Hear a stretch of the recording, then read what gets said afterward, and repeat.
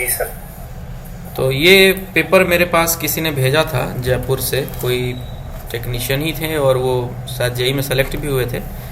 तो उन्होंने पेपर मुझे भेजा था, 2020 का पेपर है, बट बहुत ही अच्छा है। मुझे लगता है कि हम लोग जितने भी रतलाम बड़ौदा के पेपर देखते हैं उनमें काफ़ी क्वालिटी वाइज पेपर लगा मुझे ये, क्योंकि एक जेई के लिए जो एक बैलेंस पेपर होना चाहिए थोड़ी जानकारी रखने वालों के हिसाब से, ये क्वालिटी बहुत अच्छी है। तो इसलिए ये पेपर शेयर किया मैंने कि आपका भी एक क्वेश्चन बैंक की तरह ये भी काम करेगा और पता भी चलेगा कि अब धीरे धीरे कैसे चीज़ें बदल रही हैं। पहले तो बिल्कुल फार्मूला ओरिएंटेड क्वेश्चंस आते थे, बिल्कुल टू द पॉइंट क्वेश्चंस आते थे, बट ये पेपर अब जब फील करिएगा, जब पूरा 100 क्वेश्चन हम लोग कर लेंगे तो देखना कि आप बहुत कुछ नया इसमें मिलेगा जो आपने साथ कभी सुना भी नहीं होगा या शायद आपके नज़र के सामने से गुजरा भी नहीं होगा, है ना।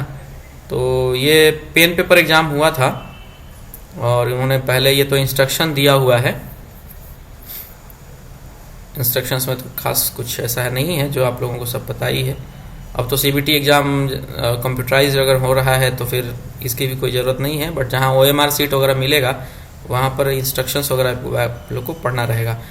यहाँ पे देखिए सेकंड नंबर में पहले लिख दिया है कि 1/3 नेगेटिव मार्किंग भी है और 100 क्वेश्चन है टोटल, नेगेटिव मार्किंग है। तो ये बहुत इंपॉर्टेंट एस्पेक्ट है किसी भी एग्ज़ाम का कि अगर नेगेटिव मार्किंग पहले ही अगर मेंशन हो गया तो फिर वैसे क्वेश्चंस अटेम्प्ट ना करें जो बिल्कुल भी ना आते हों, उनको बाद में करें थोड़ा सोच समझ के सावधानी से, जो आते हैं पहले उनको कर लें, ठीक है। तो इसी चीज़ को यहाँ पे इन्होंने 1 by 1 पॉइंट वाइज लिखा है और क्वेश्चंस नीचे से स्टार्ट होंगे। चलिए हम क्वेश्चन वाले सेक्शन में चलते हैं।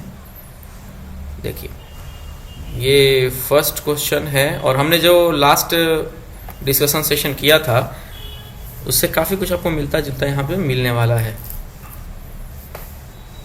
तो क्वेश्चन तो दिख रहा है ना सबको, मतलब क्लियरली स्क्रीन पर आ रही है ना सबको?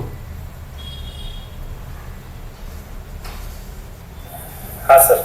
Yes sir. ठीक है, तो बीच में आप लोग भी कम्युनिकेट कर सकते हैं, अदरवाइज 100 क्वेश्चन है, टाइम लगेगा, तो मैं बीच बीच में आपसे बोलूँगा तो आप लोग अनम्यूट करके बोल देना, अदरवाइज मैं समझाते हुए चलता हूँ इसमें। तो ये फर्स्ट क्वेश्चन जो है ये मैक एड्रेस के लिए कहा गया है कि which of the following provides physical और MAC address to a computer. तो हम लोग लास्ट लेक्चर में भी हमने डिस्कस किया था कि 2 तरह के एड्रेस होते हैं, फिजिकल एड्रेस होता है और लॉजिकल एड्रेस होता है। फिजिकल एड्रेस मैक एड्रेस को कहते हैं और लॉजिकल एड्रेस आईपी एड्रेस को कहते हैं। तो मैक एड्रेस फिजिकल एड्रेस है, वो हमें कहाँ मिलता है या किससे रिलेटेड है? तो वो है लैन कार्ड, जिसको हम लोग एनआईसी कहते हैं, नेटवर्क इंटरफेस कंट्रोलर कार्ड बोलते हैं या नेटवर्क इंटरफेस कार्ड बोलते हैं। तो यहाँ जो ऑप्शन दिया हुआ है मीडिया कार्ड, गेटवे और नेटवर्क इंटरफेस कार्ड, तो मैक एड्रेस हमेशा एनआईसी यानी नेटवर्क इंटरफेस कार्ड या लैन कार्ड से संबंधित एड्रेस है। मैक एड्रेस कितने बीट का होता है? 48 बीट का होता है। और उसको लिखते कैसे हैं? डेसिमल में लिखते हैं, बाइनरी में लिखते हैं या हेक्साडेसिमल में लिखते हैं? हेक्साडेसिमल में। तो देखिए मैक एड्रेस पर 3 पॉइंट आपके 4 पॉइंट यहाँ पे कवर हो रहे हैं कि मैक एड्रेस हमेशा लैन कार्ड या एनआईसी से संबंधित होता है। मतलब जैसे आपके पास में वायरलेस एनआईसी है तो वहाँ पर भी मैक एड्रेस मिलेगा। अगर आपके पास में RJ45 वाला अगर इथरनेट पोर्ट अगर उपलब्ध है, वायर्ड एनआईसी है, वहाँ भी आपको मैक एड्रेस मिलेगा। तो मैक एड्रेस हमेशा फिजिकल एड्रेस को रिप्रेजेंट करता है। मैक एड्रेस 48 बीट का होता है और मैक एड्रेस को हम लोग हेक्साडेसिमल फॉर्मेट में लिखते हैं। तो ये 3-4 पॉइंट है, आप लोग नोट कर सकते हो इसमें, ठीक है। आगे चलते हैं। सेकंड नंबर क्वेश्चन कह रहा है डेटा लॉगर से संबंधित है। तो data logger is connected to a PC through a serial port. अब यहाँ पे RS-232 लिख ही दिया है। देखो ये बहुत अच्छा एक, अगर हम ध्यान से क्वेश्चन पढ़ेंगे ना तो हम लोगों को कहीं ना कहीं एक क्लू भी मिलता है कि जब RS-232 पोर्ट लिखा हुआ है मतलब वो DB9 कनेक्टर जैसा ही कुछ अरेंजमेंट वहाँ पर इस्तेमाल किया गया होगा। और जब RS-232 लिखा है मतलब वो सीरियल कम्युनिकेशन के लिए इस्तेमाल होता है। इसलिए हम लोग यहाँ पर सीरियल वाला जो ऑप्शन है उसको ऑप्ट करेंगे। Data logger is connected to a PC through a serial port, और वो सीरियल पोर्ट कौन सा है, RS-232 DB9 वाला। ठीक है, चलिए तीसरा है mini data logger. Mini data logger is a called as a RTU। इसको हम लोग रिमोट टर्मिनल यूनिट, ऐसा एक टर्मिनोलॉजी है, इस्तेमाल होता है ना। Mini data logger is A RTU। उसमें कुछ इनबिल्ट पोर्ट्स होते हैं, उसमें मॉडेम का सर्किट होता है, इनबिल्ट पोर्ट्स भी होते हैं, और भी बहुत सारे डिफरेंट काइंड ऑफ पोर्ट्स होते हैं। तो मिनी गेटों पर इस्तेमाल होता है सर? हाँ होता है। मैंने फिजिकली कभी वैसा देखा नहीं है। हम लोगों ने बड़े डेटा लॉगर जो देखे हैं वो स्टेशंस पे लगते हैं, बट छोटे जहाँ वे स्टेशंस पर या लोकल लेवल पे जहाँ डेटा इवेंट्स को कलेक्ट करना होता है वहाँ पे मिनी डेटा लॉगर इस्तेमाल किए जाते हैं, उसको RTU कहते हैं। और ये भी क्लब रहता है, मतलब इसकी भी रिकॉर्डिंग होती है, इसके भी डेटा की भी रिकॉर्डिंग होती है। ठीक है सर, एक क्वेश्चन इसमें सर डेटा लॉगर स्क्वाड में किस क्वाड पे चलती है सर? डेटा लॉगर किस पर, किस क्वाड पे चलती है sir? Quad number sir? Card number 5। Okay, नहीं सर, लास्ट वाले क्वाड पे चलता है। देखो ऐसा है ना, वो नॉन एफसी एरिया में लास्ट क्वाड पे चलता है सर। डेटा लॉगर है, उसमें BPSC है ना। तो आपके पास फिजिबिलिटी क्या है? अगर आपके यहाँ डेटा लॉगर बहुत जगह अभी तो E1 पर आ गए हैं, तो E1 के लिए हम लोग E1 ही एक्सटेंड करके लेके जा रहे हैं और वहाँ सीधे मॉडेम को जोड़ रहे हैं। पहले हाँ सर, 90% E1 पे ही हो गया है। E1 पे ही हो गया है। तो वो फिजिबिलिटी हमारी क्या है, हम BPSC वहाँ इस्तेमाल कर रहे हैं कि नहीं, हम TAWS इस्तेमाल कर रहे हैं कि नहीं। तो 5 और 6 जो क्वाड है उसमें से बहुत जगह पर हमने 5th क्वाड में चलाते हुए देखा है, 6 क्वाड में भी देखा है। जहाँ BPSC इस्तेमाल हो रहे हैं वहाँ 6 क्वाड में भी चल रहे हैं, जहाँ BPSC नहीं है वहाँ 5th क्वाड में भी चला रहे हैं, है ना। बट क्वेश्चन आया था सर, वो सर 314 में सर ये दिया था, ब्लैक व्हाइट रेड सिलेक्ट कर दिया था ऑप्शन, तो इसमें TWS था। ये इसका एक स्टैंडर्ड वैल्यू है कि सर, मतलब ये फिक्स चलता है ना? नहीं, विथ OFC वाला में वो 6 क्वाड में आएगा। Okay sir. हाँ, विथ OFC वाला जो एलोकेशन है ना उसमें 6 क्वाड के पहले पेयर पर आएगा। Okay sir. हाँ ठीक है। तो mini data logger is called as a RTU, remote terminal unit. उसके बाद पिंग है, ये डायग्नोस्टिक टूल है। ये अगर आप इसमें ऑप्शन पढ़ेंगे कि क्रिम्पिंग है, सर्चिंग है, सॉर्टिंग है और डायग्नोस्टिक है। तो पिंग हमेशा हम लोग डायग्नोसिस के लिए इस्तेमाल करते हैं। और पिंग से क्या पता चलता है? हाँ, कि जो हमारी जो कनेक्टिविटी है वो कैसी है। हाँ, सामने वाले इक्विपमेंट की कनेक्टिविटी भी पता चलती है कि वो नेटवर्क में है कि नहीं। और पिंग के माध्यम से, अब देखो डायग्नोसिस किसी खास एक चीज़ की नहीं होती है, डायग्नोसिस में बहुत सारे पैरामीटर्स होते हैं। तो जब हम लोग पिंग कमांड रन करते हैं, एग्जीक्यूट करते हैं, तो सिर्फ और सिर्फ कनेक्टिविटी ही नहीं पता चलती, उसके साथ में बहुत सारे दूसरे एट्रीब्यूट्स भी पता चलता है। उसमें आपको टाइम भी पता चलता है, यानी जो राउंड ट्रिप टाइम होता है मिली सेकेंड में जो आता है वो कितना है, ज़्यादा है, कम है। उससे भी हम लोगों को अंदाज़ा लगता है कि हमारा जो फिजिकल कनेक्टिविटी या हमारे और सामने वाले इक्विपमेंट के बीच में जो कम्युनिकेशन हो रहा है उसकी फ्लुएंसी क्या है, इक्विपमेंट के बीच में जो पाथ है वो किस तरीके से बिहेव कर रहा है, या जो फिजिकल मीडिया या दूसरे जो हमारी वर्किंग है सॉफ्टवेयर लेवल पे वो फ्लुएंटली काम कर रही है कि नहीं। अगर टाइम अगर लगता है कि नॉर्मल से ज़्यादा आ रहा है, जो मिली सेकेंड आना चाहिए राउंड ट्रिप टाइम, उससे अगर कहीं ज़्यादा आ रहा है, इसका मतलब कि हमारे कहीं ना कहीं सिस्टम में कोई फ्लॉज है। तो डायग्नोसिस में यही होता है ना कि जब हम लोग बहुत सारे टेस्ट सैंपल्स लेते हैं और सैंपल्स की जब रिपोर्ट आती है तो उसको रेफरेंस से मैच कराते हैं, उसको एक जनरल जो नॉर्मल रेट जो पैरामीटर्स होते हैं उससे मैच कराते हैं। या तो वो कम पाया जाता है या ज़्यादा पाया जाता है, तो फिर उसके आधार पर हम लोग एक निष्कर्ष पर पहुंचते हैं। तो इसलिए पिंग को डायग्नोस्टिक टूल यहाँ पर कहा गया। डायग्नोसिस करके हम लोग हॉप काउंट्स पता करते हैं, TTL होता है, उससे हॉप काउंट पता चलता है। जो टाइमिंग चल रहा है वो राउंड ट्रिप टाइम, उससे टाइमिंग से हम लोग अपने पाथ, अपने इक्विपमेंट के कम्युनिकेशंस का जो फ्लुएंसी है वो चेक करते हैं, लेटेंसी चेक करते हैं। लेटेंसी मतलब जो टाइम है एक इक्विपमेंट से दूसरे इक्विपमेंट तक डेटा पहुंचने का, जो टाइम इंटरवल है, जो टाइम डिफरेंस है, उस चीज़ को हम लोग यहाँ से मेजर कर सकते हैं, पता कर सकते हैं। ठीक, आगे चलते हैं 5th नंबर पर। The number of bits used in IP version 6 address. तो यहाँ टिक लगा भी है, तो आप इसमें ध्यान से अगर देखें तो यहाँ पे कुछ और क्वेश्चंस भी आपके कवर हो सकते हैं। जैसे IP वर्जन 6 में हम लोग 128 बीट्स इस्तेमाल करते हैं और 128 बीट्स को 8 पार्ट्स में डिवाइड करते हैं, मतलब एक पार्ट में 16 बीट होते हैं और उन 16 बीट को हम लोग हेक्साडेसिमल फॉर्मेट में रिप्रेजेंट करते हैं। IP वर्जन 6 एड्रेसिंग सिस्टम को हम लोग हेक्साडेसिमल और कॉलन के फॉर्मेट में लिखते हैं। तो 3-4 पॉइंट तो IP वर्जन 6 के थ्रू ही हो गया कि IP वर्जन 6 में 128 बीट इस्तेमाल होते हैं, उसमें 8 हम लोग पार्ट में इसको डिवाइड कर देते हैं 128 बीट्स को, एक पार्ट में 16 बीट होते हैं। हर एक पार्ट्स को कॉलन साइन से हम लोग सेपरेट करते हैं। एज ए सेपरेटर यहाँ पर कॉलन साइन इस्तेमाल होता है। और IP वर्जन 6 का उपयोग क्यों किया गया? उसके पहले IP वर्जन 4 चलता था और IP वर्जन 4 जो था उसमें कितने बिट्स इस्तेमाल होते थे? 32 बिट्स। और 32 बिट्स को कितने पार्ट में डिवाइड करते हैं? 4 में सर। 4 पार्ट में। तो एक पार्ट में 8 बिट आता है और उसी 8 बिट को हम लोग डेसिमल में रिप्रेजेंट करते हैं। तो IP वर्जन 6 में हम लोग 128 को हेक्साडेसिमल में रिप्रेजेंट कर रहे थे, IP वर्जन 4 में डेसिमल में रिप्रेजेंट करते हैं। IP वर्जन 6 में 8 पार्ट्स थे, IP वर्जन 4 में 4 पार्ट्स होते हैं, है ना। तो जो IP वर्जन 4 में जब डेसिमल होता है वो 4 पार्ट होते हैं, उसको हम लोग डॉट साइन से सेपरेट करते हैं।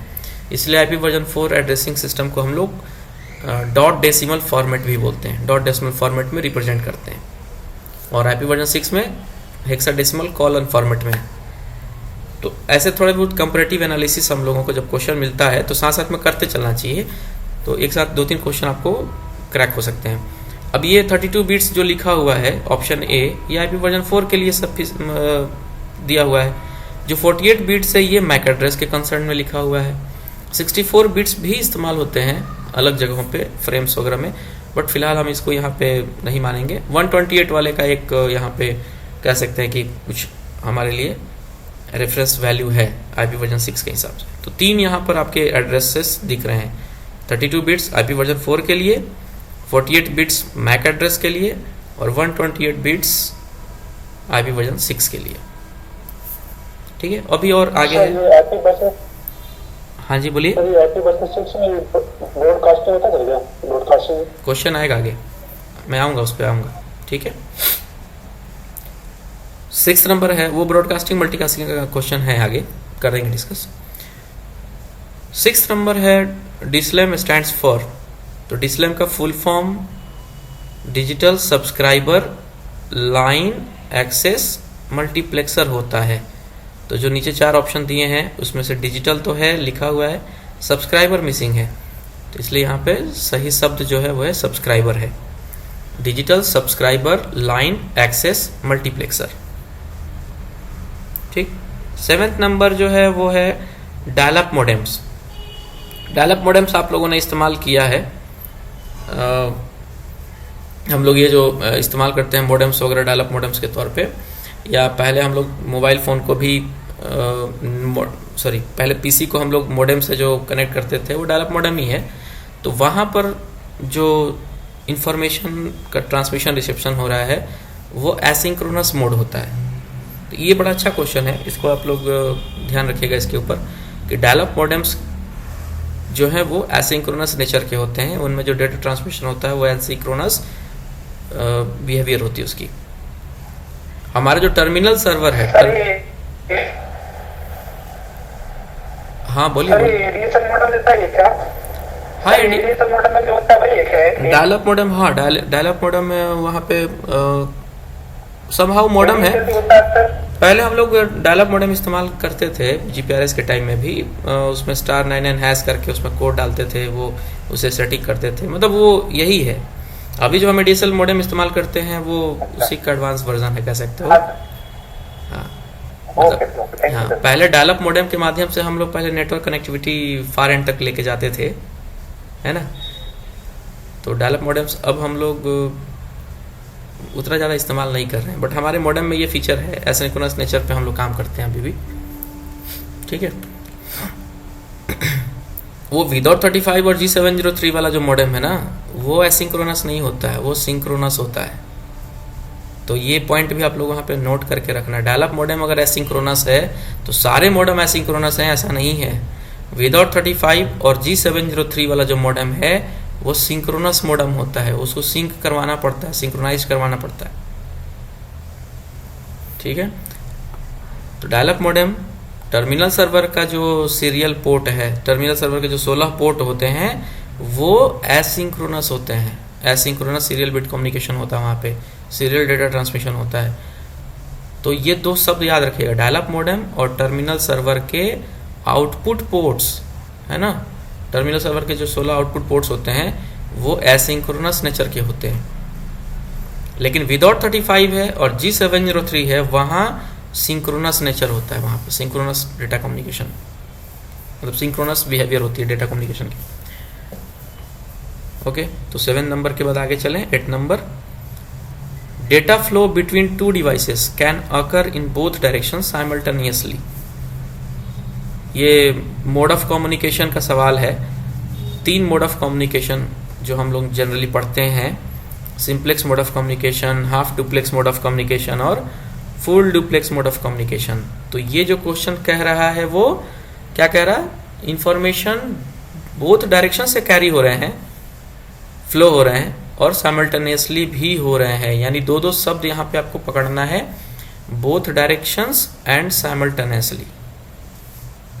इस वजह से यहाँ पे जो सही ऑप्शन होगा वो होगा फुल डुप्लेक्स। हाफ डुप्लेक्स में क्या होता है, वन डायरेक्शन होता है सर हाफ डुप्लेक्स में। वन डायरेक्शन होता है क्या, सही है, सही बोल रहे हैं ये? नहीं सर, 2 आदमी बात कर सकते हैं, एक टाइम पे VHF हाफ डुप्लेक्स। यहाँ पे एक सवाल अगर हाफ डुप्लेक्स से रिलेटेड होता ना तो वो लाइन पता कैसा होता, data flow between two devices can occur in both directions but one at a time. ये जो साइमल्टेनियसली लिखा हुआ है, हाँ, उसकी जगह पे वहां पे होता वन एट ए टाइम। तो हाफ डुप्लेक्स मोड में सवाल बदल जाता, वहां पर साइमल्टेनियसली की जगह पे बोथ डायरेक्शंस तो रहेगा लेकिन वन एट ए टाइम हो जाएगा, ठीक है। और जब सिंप्लेक्स का क्वेश्चन होता तो वहां पर data flow between two devices but in an unidirection, यानी सिंगल डायरेक्शन में, हाँ, वन डायरेक्शन में। तो सिंप्लेक्स में हमेशा सिंगल डायरेक्शन में, यूनिडायरेक्शन में डेटा फ्लो होता है, या तो ट्रांस हो रहा है तो ट्रांस हो रहा है, सामने वाले को रिसीव हो रहा है तो रिसीव हो रहा है ना। जो ट्रांस कर रहा है वो रिसीव, हाँ जी, ये सिस्टम उसका उदाहरण है सर। हाँ, रेडियो है, टीवी है, PA सिस्टम है, ये सब आपके सिंप्लेक्स मोड ऑफ कम्युनिकेशन में काम करते हैं। और जो VHF में जो हम लोग बेस रिसीवर इस्तेमाल करते हैं, बेस इक्विपमेंट इस्तेमाल करते हैं, 25 वॉट VHF जिसको बोलते हैं, वहाँ पर VHF सिंप्लेक्स मोड इस्तेमाल होता है। मतलब वो सिंप्लेक्स जो होता है, सिंप्लेक्स ही है वो भी, लेकिन उसको हम लोग बोलते हैं VHF सिंप्लेक्स मोड। तो सिंप्लेक्स VHF के सेंस में, जो VHF के रिलेटेड जो सिंप्लेक्स तकनीक है वो हम वहाँ इस्तेमाल करते हैं बेस रिसीवर वाले में। वॉकी टॉकी में क्या करते हैं, हाफ डुप्लेक्स करते हैं।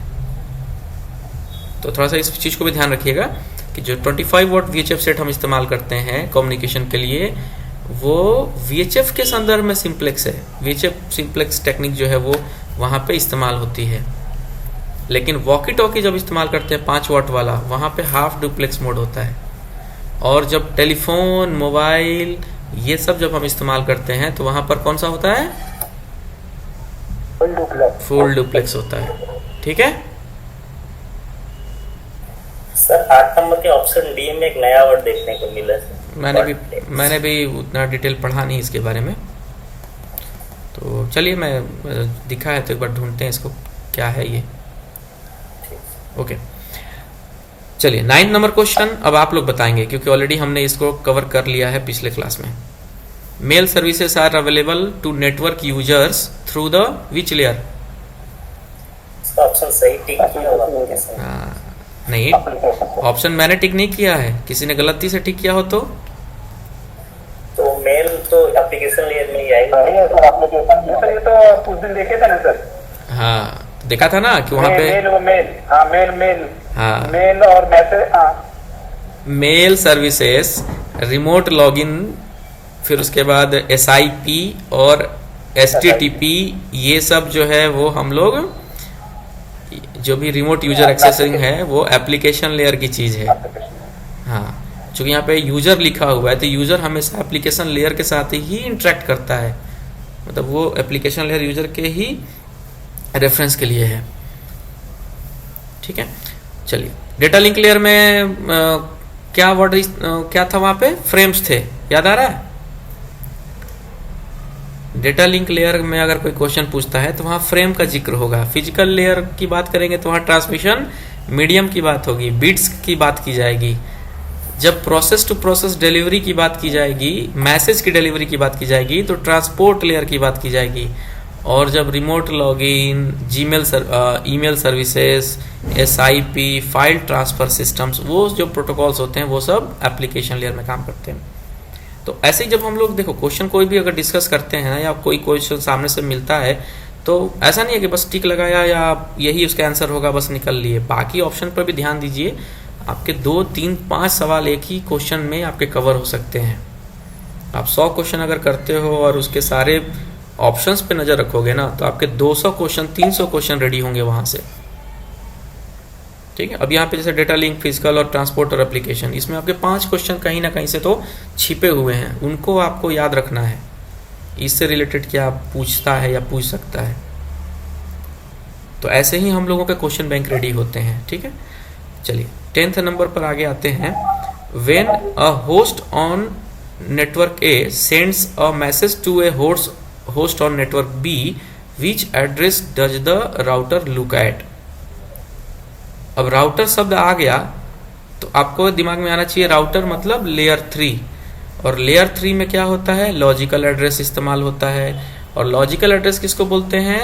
IP एड्रेस को कहते हैं। यानी राउटर हमारा IP एड्रेस को ही तो IP एड्रेस का ही तो इस्तेमाल करता है, source and destination IP addresses का इस्तेमाल करता है पैकेट्स को सेंड करने के लिए। तो देखिए इसमें 3-4 क्वेश्चन आपके छुपे हुए हैं। राउटर है मतलब लेयर 3 है, राउटर है मतलब IP एड्रेस है, IP एड्रेस लॉजिकल एड्रेस है, और जो वहां पर इंफॉर्मेशन है उसको हम लोग पैकेट कहते हैं।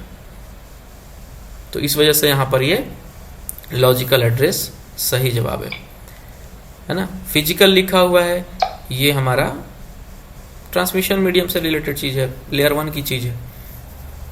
तो ये question router, address, logical address, IP address, packets, ये आपका कंप्लीट एक लाइब्रेरी हो गई इस सवाल के संदर्भ में। ठीक है, अब ये क्वेश्चन और आएगा जो यहाँ पर मैसेज कह रहा है एड्रेस को लुकिंग करते हुए, इसकी वजह से हमने यहाँ लॉजिकल या IP एड्रेस को यहाँ पर आंसर किया है। आगे एक और क्वेश्चन आएगा, देखना उसमें कैसा पूछा हुआ है, कुछ अलग ही टाइप का पूछा हुआ है वो। 11 नंबर क्वेश्चन है, which layer is responsible for moving frames from one hop to the next? तो फ्रेम्स कौन से लेयर में काम करते हैं हमारे? डाटा लिंक लेयर यानी लेयर 2 है ना। मैक एड्रेस कौन से लेयर में काम करता है? लेयर 2 में काम करता है। हाँ, तो ऐसे ही याद रखना है कि जब हम लोग फ्रेम्स की बात कर रहे हैं मतलब लेयर 2 की बात कर रहे हैं, जब हम लोग मैक एड्रेस की बात कर रहे हैं तो हम लोग डेटा लिंक लेयर की बात कर रहे हैं, लेयर 2 की बात कर रहे हैं।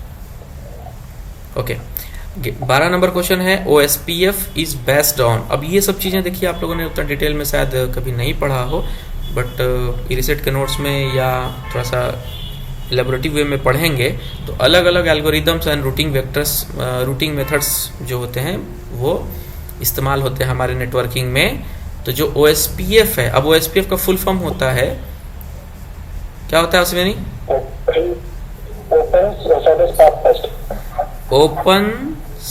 क्या बोलते हैं इसको? Open shortest path first. ठीक है, ओपन शॉर्टेस्ट पाथ फर्स्ट जो है उसके लिए जो रूटिंग मेथड इस्तेमाल होता है वो लिंक स्टेट है। तो लिंक स्टेट OSPF से जुड़ा हुआ है, लेकिन और भी तो है इसमें, है ना? तो और भी है ना। तो ये जो डिस्टेंस वेक्टर रूटिंग है इस पर भी सवाल है, ये भी आपको आगे चल के मिलेगा, बट बहुत बार इस पर भी सवाल आते हैं कि OSPF लिंक स्टेट रूटिंग पर आधारित होता है, और जो RIP है, रीप बोलते हैं, राउटिंग इंफॉर्मेशन, RIP जो, हाँ एक मिनट, राउटिंग रीप वाला जो हमारा जो प्रोटोकॉल इस्तेमाल होता है वो उसमें डिस्टेंस वेक्टर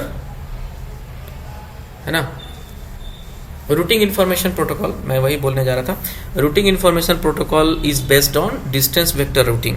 तो इसमें आपको 2 क्वेश्चन यहाँ से आपको याद रखने हैं। OSPF लिंक स्टेट रूटिंग पे निर्भर करता है, उसके ऊपर आधारित होता है, और जो रीप है RIP रूटिंग इंफॉर्मेशन प्रोटोकॉल वो डिस्टेंस वेक्टर रूटिंग पे आधारित होता है। तो एक क्वेश्चन में 2 क्वेश्चन हो गए यहाँ से, ठीक है। चलिए कौन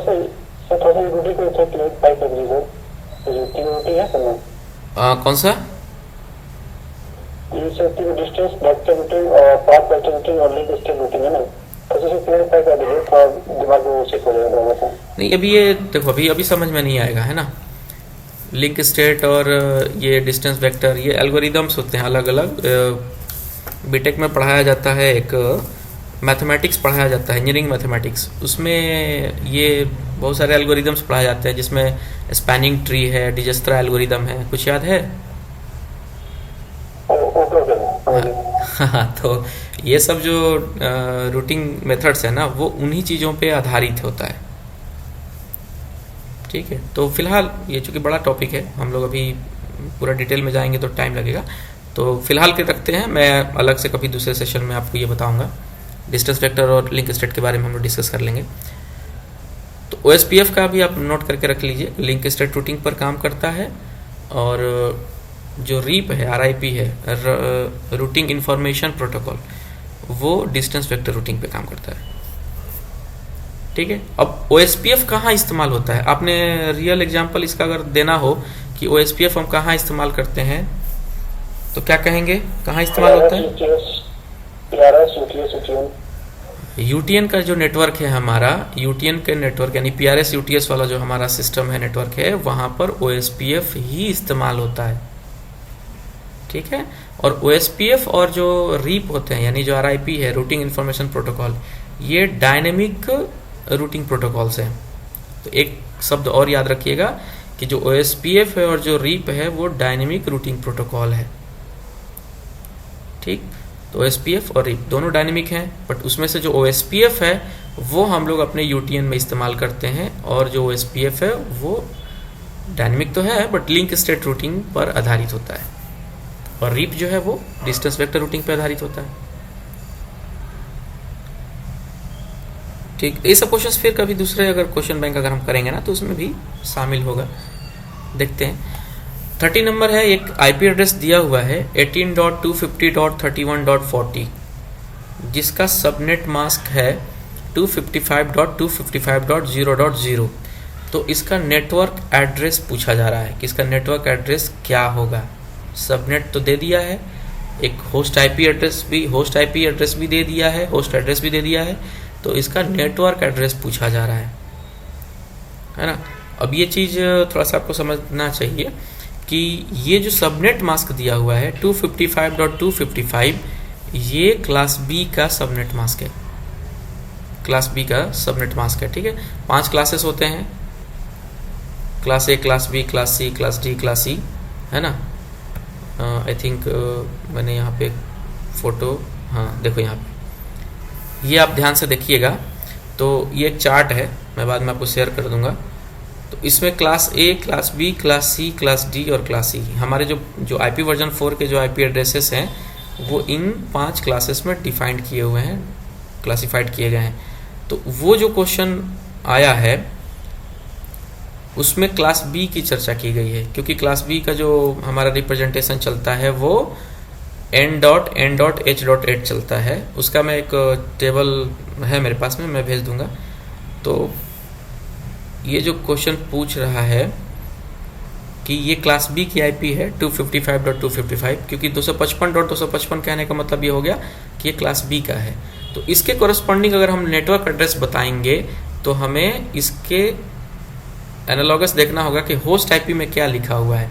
तो 18 यानी 18.250 जो 250 लिखा हुआ है ये पोर्शन तो रहेगा ही।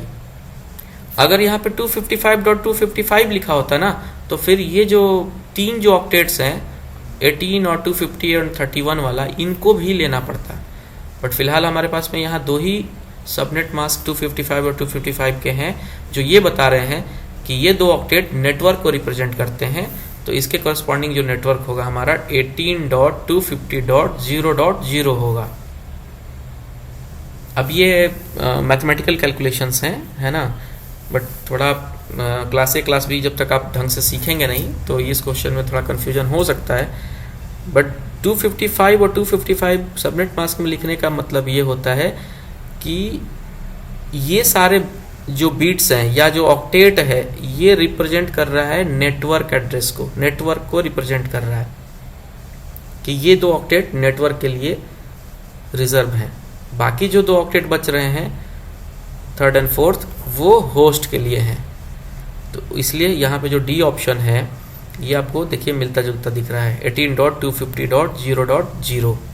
बाकी सब नहीं दिख रहे हैं, कोई 18.99 है, कोई 18.0 है, कोई 18.31 है। एक सिर्फ यही है जो इस सबनेट मास्क को जस्टिफाई कर रहा है। अगर ये सबनेट मास्क सिर्फ 255.0.0.0 होता तो फिर नेटवर्क एड्रेस क्या होता? ओनली 18 वाला लेते, बाकी सब 000 हो जाता। जैसे ये जो सबनेट मास्क है 255.255.0.0 वाला, तो ये 2 ऑक्टेट 255 है, मतलब 2 ऑक्टेट रिप्रेजेंट कर रहे हैं नेटवर्क को। तो नेटवर्क एड्रेस क्या दिया हुआ है यहाँ पे 18.250 दिया हुआ है, इसलिए आंसर हो गया यहाँ पे 18.250 और बाकी का जो है वो .0.0 ही रहेगा।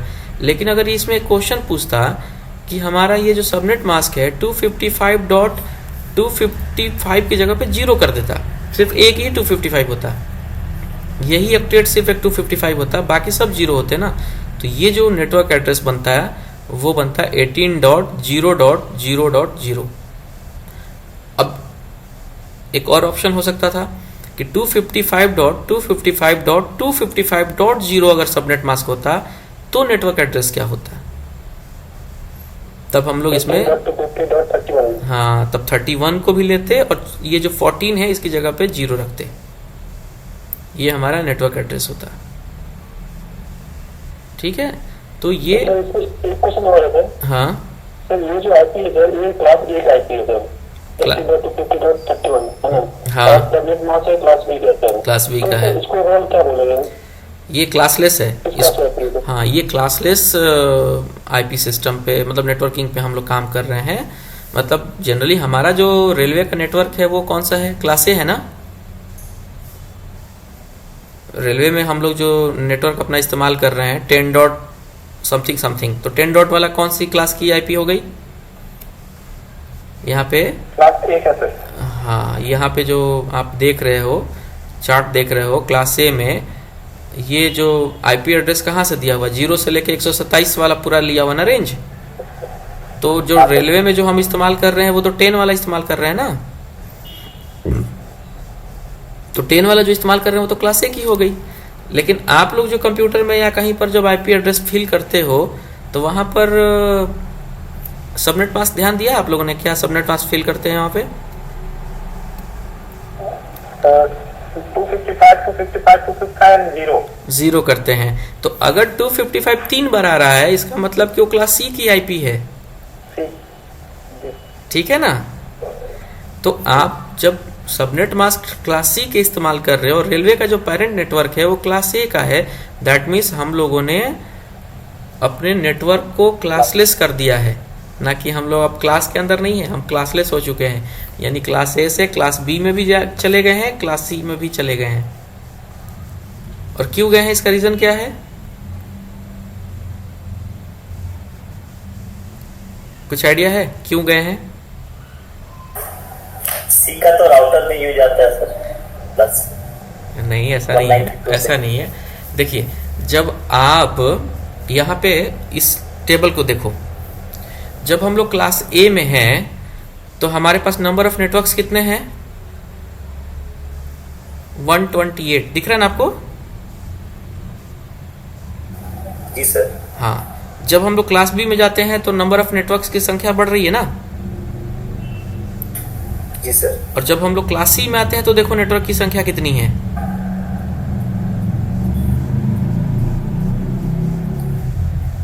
तो हमारे रेलवे में क्या है, हम लोग अपने रेलवे के अंदर बहुत सारे छोटे छोटे सब नेटवर्क्स भी तो बना रखे हैं ना हमने।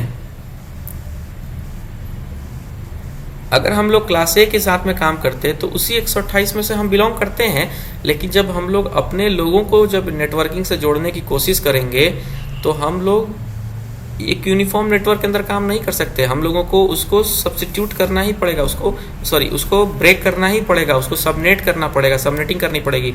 यानी हमारे बड़े नेटवर्क को छोटे छोटे हिस्सों में तोड़ना पड़ेगा। और हम लोग एक एलिमेंट जो छोटा नेटवर्क बनाएंगे क्लास सी का, उसमें हम लोग 254 कंप्यूटर को जोड़ सकते हैं।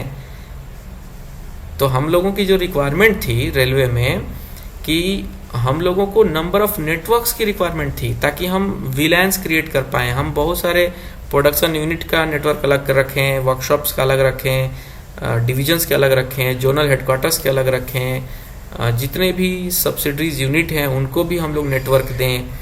तो क्या हम लगता है क्लास ए में रहते तो हम सबको दे पाते?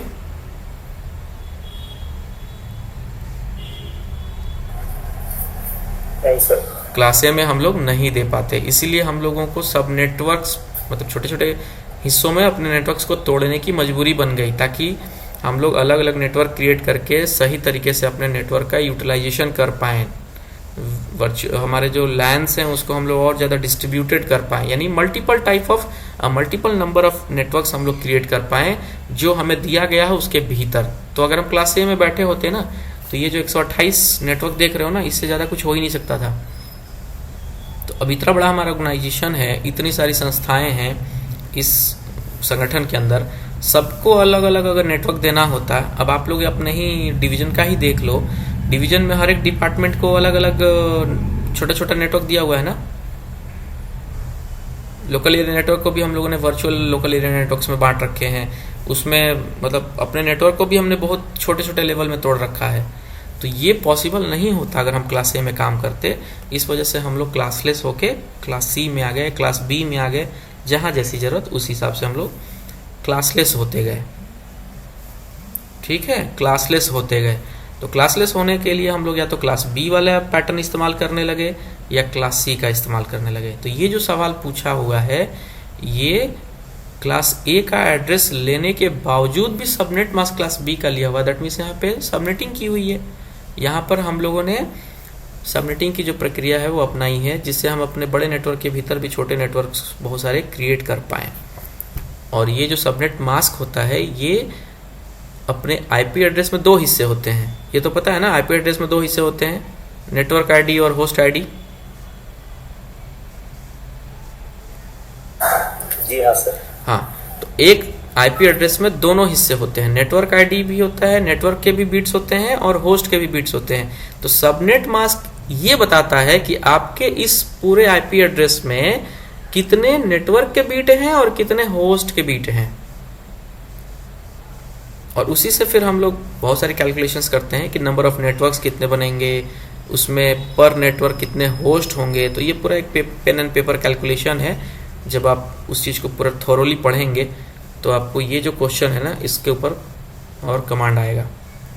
बट फिलहाल यहाँ पर थोड़ा शॉर्टकट में समझ के रखिए कि सबनेट मास्क चूँकि क्लास बी का दिया हुआ है और क्लास बी का रिप्रेजेंटेशन कैसा होता है, n.n.h.h। दो n होते हैं, दो ऑक्टेट नेटवर्क को बताते हैं और 2 ऑक्टेट होस्ट पार्ट को बताते हैं। तो यहाँ पे जो 2 नेटवर्क के ऑक्टेट हैं वो 18.250 हैं। होस्ट को हमें नेटवर्क एड्रेस के लिए होस्ट को 00 लिखना होता है, इसलिए ये वाला जो डी वाला जो ऑप्शन है वो सही आंसर है। तो पूरा आईपी एड्रेस आपको समझने के लिए थोड़ा समय देना पड़ेगा, तो और आप अच्छे से इस तरीके के क्वेश्चंस को आप हैंडल कर पाएंगे। और आएंगे ही क्वेश्चंस, इसमें आपको 2-3 क्वेश्चंस तो आएंगे ही। अश्विनी, आपका जो डाउट था वो क्लियर हुआ कुछ? अश्विनी भाई शायद निकल गए, फेलियर वगैरह आया हो सकता है, कॉल आ गया हो। चलो कोई नहीं, तो आगे बढ़ते हैं। 14 नंबर जो क्वेश्चन है वो है HDLC। ये सब फुल फॉर्म है, ये सब फुल फॉर्म्स तो हम लोगों को थोड़ा सा याद रखना पड़ेगा। इसको बोलते हैं high level data link control, है ना। तो HDLC जो मेथड है ये, इसका फुल फॉर्म है high level data link control. तो ऐसे ऐसे फुल फॉर्म्स आप लोग थोड़ा सा देख लेना, मेरा एक वीडियो भी है फुल फॉर्म वाला, एक वीडियो मैंने डाला भी था, तो वो आप फॉलो कर लेना, उसमें ये सब क्वेश्चंस हैं उसमें। चलिए नेक्स्ट 15 नंबर है, which of the following refers to the structure और format of the data meaning the order in which they are presented. मतलब जो डेटा का जो फॉर्मेट या जो स्ट्रक्चर है जिसमें उनको रिप्रेजेंट किया जाता है जिस ऑर्डर में, उसको हम लोग सिंटैक्स कहते हैं, सिंटैक्स कहते हैं। तो ये भी एक बेसिक सा क्वेश्चन है जो रिसेट के मॉडल में भी दिया हुआ है कि कोई भी हम लोग जो फॉर्मेशन करते हैं, फॉर्मेट जो बनाते हैं डेटा का तरीका, किस तरीके से किस पैटर्न में हम उसको रिप्रेजेंट करें, उसका एक आर्किटेक्चर फॉर्मेटिंग करते हैं, उसको हम लोग सिंटैक्स बोलते हैं। तो इस शब्द के बस मतलब यही जान के रखिए कि डेटा को रिप्रेजेंट करने के लिए जो एक प्रॉपर फॉर्मेट या स्ट्रक्चर जो हम रेफर करते हैं उसको सिंटैक्स कहते हैं। ठीक है। मैनी सेपरेट नेटवर्क्स के कलेक्शंस को, बहुत सारे नेटवर्क अलग अलग है। अब यहाँ पे क्वेश्चन में आपको थोड़ा सा डाउट हो सकता है कि लैन जो होता है वो छोटा नेटवर्क होता है, मैन जो होता है बहुत सारे लैन का कॉम्बिनेशन होता है, और जो वैन है वो बहुत सारे मैन का कॉम्बिनेशन होता है। लेकिन उन सबसे सुटेबल शब्द जो यहाँ दिया हुआ है वो इंटरनेट दिया हुआ है, क्योंकि इंटरनेट क्या होता है, पूरे ग्लोबल नेटवर्क्स को जोड़ने वाला स्ट्रक्चर है, एक तरह का कलेक्शन है वो, यानी मल्टीपल वैन्स को, यानी पूरे वर्ल्ड वाइड जो हमारा वर्ल्ड वाइड वेब है उसको ये इसने कलेक्शन के फॉर्म में हम इसको इंटरनेट कहते हैं, जिसमें बहुत सारे वैन्स, बहुत सारे लैन्स, बहुत सारे मैन्स भी हैं। इसलिए यहाँ पे सही शब्द हम लोग थोड़ा सा इसमें गलती कर सकते हैं, वैन लगेगा कि वैन होना चाहिए, बट इंटरनेट यहाँ पे इन चारों में सबसे सुटेबल शब्द है। क्लियर हुआ? जी सर। हाँ, क्योंकि आ सकता मन में कि ये यहाँ पे वैन होना चाहिए, क्योंकि वैन तो लैन से बड़ा होता है, बहुत सारे लैन को जोड़ के हम लोग पूरा वैन क्रिएट करते हैं। बट अगर इंटरनेट नहीं होता और उसकी जगह पे कुछ और होता तो वैन हो सकता था वहाँ पे, बट सर ऑप्शन के अनुसार थोड़ा सा यहाँ पे सोचना पड़ेगा, थोड़ा सा ऑप्शन वैन लैन और मैन साथ में इंटरनेट है, इंटरनेट भी दिया हुआ है। हाँ हाँ, इसके साथ तो ऑप्शन को देखना पड़ेगा, प्रायोरिटी देना पड़ेगा ना। हाँ, ऑप्शन को थोड़ा सा यहाँ पे देखना जरूरी है, क्योंकि ये क्वेश्चन कंफ्यूजन के लिए ही दिया हुआ है कि लोग कंफ्यूज करें और वैन वैन को टिक लगाएं। हाँ जी, चलिए 17 नंबर क्वेश्चन देखिए। 17 नंबर क्वेश्चन बिल्कुल सिंपल है, आप लोग पढ़ते ही समझ गए होंगे। The process to process delivery of the entire message.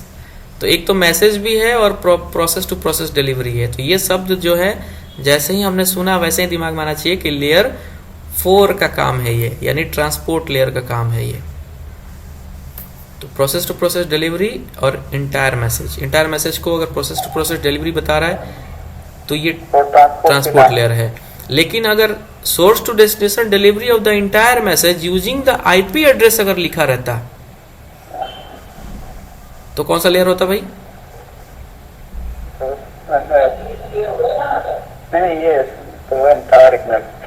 Question क्या बोले sir? Source to destination delivery of the entire message using the IP addresses. तो नेटवर्क क्लियर होता है। हाँ, तब नेटवर्क क्लियर होता है। या आईपी एड्रेस लिखे या लॉजिकल एड्रेस लिखे, उस केस में आपका नेटवर्क क्लियर होगा वो, है ना। तो प्रोसेस टू प्रोसेस डिलीवरी की जगह पे बहुत जगह source to destination delivery of the entire message भी लिखा होता है ना, ऐसा भी लिखा होगा। लेकिन अगर उसने आईपी एड्रेस डाल दिया, लॉजिकल एड्रेस डाल दिया, तो वो सवाल आपका नेटवर्क क्लियर की तरफ चला जाएगा। ठीक है, तो 17 नंबर के बाद हम लोग आगे बढ़ें, 18 पर चलें। Frequency of failure and network recovery time after a failure are measured as. तो हम लोग यहाँ पे जो भी शब्द दिए हुए हैं उसमें से सबसे सुटेबल शब्द है रिलायबिलिटी। रिलायबिलिटी किसको बोलते हैं कि हमने जो काम किया, हमने जो फेलियर पुट राइट किया, उसका क्या पैरामीटर है कि वो अगली बार फेल नहीं होगा, या कितने दिन तक चलेगा, या फेल ही नहीं होगा। तो उसकी जो फ्रीक्वेंसी है, जिसे हम लोग MTTR और MTBF दो शब्द इस्तेमाल करते हैं, मीन टाइम टू रिपेयर और मीन टाइम बिटवीन फेलियर। ये शब्द सुना है आप लोगों ने कभी? मीन टाइम टू रिपेयर और mean time between failures. Mean time between failure किसको बोलते हैं?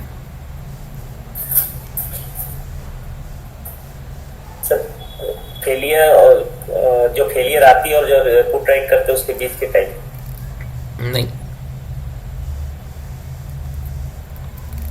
जो फेलियर्स आपके आ रहे हैं, जो इवेंट्स क्रिएट हो रहे हैं, आज अभी फेलियर आया, फिर एक फेलियर, वही फेलियर या उस वैसे ही मिलता जुलता फेलियर फिर से आ गया। तो ये फेलियर, एक फेलियर से दूसरे फेलियर के बीच का जो एवरेज टाइम है वो MTBF है, इसलिए उसको बोलते हैं mean time between failures, MTBF, mean time between failures. और MTTR क्या होता है? मीन टाइम टू रिपेयर, कि जब फेलियर आया उसको पुट राइट करने में आपने कितना समय लिया, उसका एवरेज टाइम क्या है। दोनों अलग अलग चीज है ना। दो फेलियर के बीच का अंतराल, हाँ, दो फेलियर के बीच का अंतराल MTBF से मेजर होता है, और जब फेलियर आ गया तो फेल होने और पुट राइट होने के बीच का जो अंतराल है वो MTTR हो गया। तो अब बताइए, आपका मेरा एक सवाल है कि MTBF जो है ज्यादा होना चाहिए या कम होना चाहिए? कम होना चाहिए। MTBF कम होना चाहिए। क्यों कम होना चाहिए? मतलब एक नहीं, ज्यादा होना चाहिए। सॉरी सर, ज्यादा होना चाहिए। अगर एक फेलियर आ जा रहा है तो हमारी इच्छा तो ये होनी चाहिए ना कि फेलियर आए ही मत, आए ही नहीं, मतलब वो जो एवरेज टाइम है वो बिल्कुल इनफिनाइट हो जाए, मतलब वो जो टाइम है वो अनंत हो जाए, मतलब बिल्कुल फेलियर आए ही नहीं। हाँ, तो हमारा एवरेज जो है वैल्यू जो इंक्रीज होना चाहिए, हमारा जो टाइम स्पैन है, जो इंटरवल है वो इंक्रीज होना चाहिए। आज फेलियर आया तो 2 साल बाद आए या 5 साल बाद आए। अगर वो आज आया और 2 दिन के बाद फिर आ रहा है, फिर तीसरे चौथे दिन फिर से आ रहा है, जिसको हम लोग इंटरमीडिएट फेलियर्स बोलते हैं, वहां पर हमारा MTBF जो रेटिंग है वो डाउन होती है। तो MTBF हमेशा ज़्यादा होना चाहिए, जो आइडियल कंडीशन है MTBF का वो ज़्यादा होना चाहिए। लेकिन MTTR क्या कहता है? जब फेलियर आया और उसको पुट राइट करने में आपने जो समय अंतराल लिया वो MTTR को रिप्रेजेंट करता है। तो MTTR ज़्यादा होना चाहिए कि कम होना चाहिए? कम होना चाहिए। MTTR कम होना चाहिए, है ना। बट ये MTBF और MTTR, इन सब चीज़ों से हमारा क्या एक एट्रीब्यूट्स क्या हमारा निकल के आ रहा है कि हमारा जो वर्किंग है या हमारा जो नेटवर्क है वो कितना सस्टेनेबल है या कितना परफेक्टली वर्क कर रहा है। दैट मीन्स उसका जो क्वालिटी है उसको हम लोग रिलायबिलिटी में रिप्रेजेंट करते हैं कि हमने जो काम कर दिया, हमने जो फेलियर आया था उसको वो कर दिया, पुट राइट कर दिया, रिकवर कर लिया, या तो फेलियर आया ही नहीं तो हमारी जो सर्किट की इफिशियंसी है वो बढ़ेगी, यानी हमारी रिलायबिलिटी अच्छी होगी तो सर्किट की इफिशियंसी बढ़ेगी। तो यहाँ पे इसी चीज को पूछने की कोशिश की गई है कि failure, frequency of failure and network recovery time after a failure. तो हाँ, तो MTTR को यहाँ पे एक तरह से रिप्रेजेंट करने के हिसाब से पूछा गया है कि आपकी रिलायबिलिटी क्या है आपके सर्किट की। है ना। और वो आपको पुट राइट होने में कितना टाइम लगा, और इंटरमीडिएट फेलियर भी तो नहीं आ रहे ना, वो भी नहीं आने चाहिए। हाँ, तो आपका रिपेयरिंग यानी रिकवरी टाइम भी कम होना चाहिए और फेलियर भी नहीं आने चाहिए। उन दोनों चीज़ों को मिला के हम लोग एक तरह से कह सकते हैं कि हमारे सर्किट की रिलायबिलिटी अच्छी होनी चाहिए। तो ये सही शब्द यहाँ पर रिलायबिलिटी है, और जब रिलायबिलिटी अच्छी होगी तो परफॉर्मेंस अपने आप अच्छा होगा। ठीक है, चलिए 19 क्वेश्चन नंबर है, SIP is a which layer of protocol. SIP आज हमने क्लास में भी डिस्कस किया था। सेशन इनिशिएशन प्रोटोकॉल ये एप्लीकेशन लेयर की चीज होती है। इसको आप लोग याद रख लीजिए, गांठ बांध करके रख लीजिए, क्योंकि ये सवाल अब बिल्कुल बहुत ही इंपॉर्टेंट होने जा रहा है हर एक एग्जाम के हिसाब से। तो SIP यानी session initiation protocol is an application layer protocol.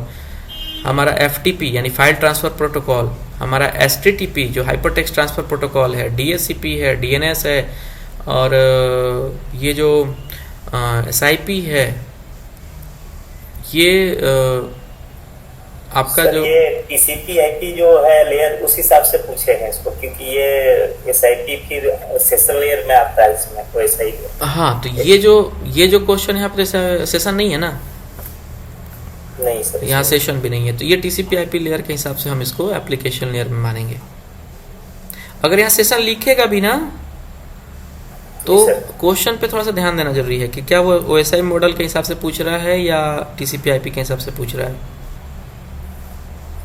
But अगर सेशन लिखता भी है ना तो अब सेटर के हिसाब से पता नहीं उन्होंने जानबूझ के अगर दिया हो तो सेशन भी सही ऑप्शन हो सकता है, और एप्लीकेशन अगर आप लिखते हैं तो ये एक कदम आगे की चीज हो गई।